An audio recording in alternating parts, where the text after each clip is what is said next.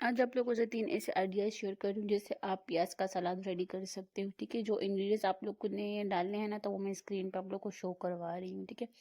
3 ideas मैं आपको बता रही हूँ इसमें, ठीक है। सेकंड आइडिया हो गया, सेकंड आइडिया जो है ये मेरा खुद का बहुत फेवरेट है।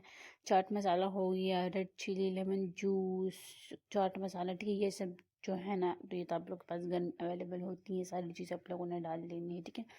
और गर्मियों में ये चीज़ें खाने का तो अपना ही मज़ा होता है। अगर वीडियो पसंद आ रही हो तो लाइक करना मत भूलिएगा, ठीक है। और फॉलो ज़रूर कर लीजिएगा। और मेरा जी ये टिकटॉक का यूके का अकाउंट है, तो प्लीज़ सपोर्ट करें, ठीक है।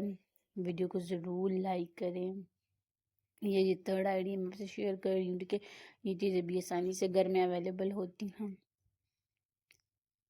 ये आप लोग, ठीक है, मसाला सब कुछ डाल लें। वीडियो अगर पसंद आ रही हो तो प्लीज़ लाइक ज़रूर करें, ठीक है।